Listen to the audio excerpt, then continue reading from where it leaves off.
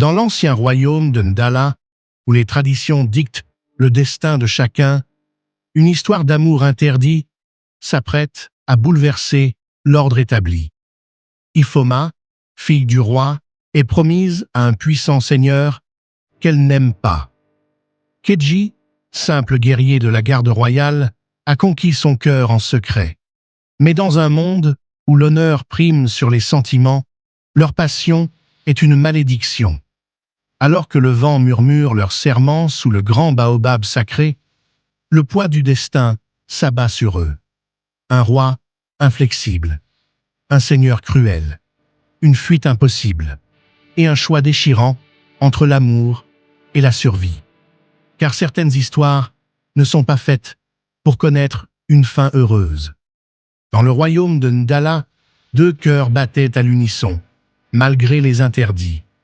Ifoma, fille du roi, était destinée à épouser un prince puissant pour renforcer les alliances entre les royaumes.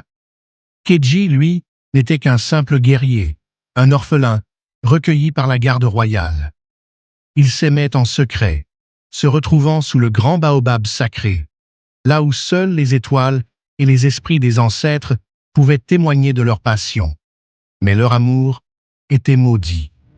Un jour, le roi réunit tous les notables de son royaume et annonça dans 3 lunes, Ifoma serait mariée à Zinbe, un seigneur cruel et puissant de la cité de Bakada, capable d'apporter à Ndala des richesses et des armées. Désespéré, Ifoma supplia son père d'écouter son cœur, mais il resta inflexible. Un roi ne se soucie pas des sentiments, seulement du destin de son peuple. Keji, lui, refusait de voir son amour lui être arraché. Une nuit, il fit un serment devant les esprits. Il sauverait Ifoma de son destin, quitte à défier les dieux eux-mêmes. Une nuit, sous l'ombre de la pleine lune, Ifoma et Keji tentèrent de fuir le royaume pour vivre leur amour ailleurs. Mais les gardes royales les rattrapèrent avant qu'ils ne puissent atteindre la forêt sacrée. Trahis par un proche, ils furent ramenés au palais enchaînés. Fou de rage, le roi offrit à Keji un choix cruel. Être exécuté sur la place publique ou combattre Zinbe en duel à mort, sans armes. Les deux amoureux, à genoux devant le roi, le supplièrent pendant des heures. Mais l'autorité du monarque demeura inébranlable. Déterminé à épouser Ifoma, Keji accepta de défier son destin. Un combat inégalé fut organisé. Tous les villages et cités des royaumes voisins affluèrent pour assister à l'affrontement. Dans l'arène, Keji et Zinbe se faisaient face. Zinbe, guerrier féroce et sans pitié, riait déjà de l'issue du combat. Et Keji, guidé par l'amour et le désespoir, trouva la force de tenir tête. Sous les yeux horrifiés d'Ifoma, Keji lutta de toute son âme jusqu'à ce que Zinbe, ivre de rage, lui transperce le cœur d'un coup brutal. Ifoma poussa un hurlement déchirant. Son amour venait de lui être arraché sous les applaudissements d'un peuple réduit au silence par la peur. Mais l'histoire ne s'arrête pas là. Cette nuit-là, une tempête sans précédent s'abattit sur le royaume.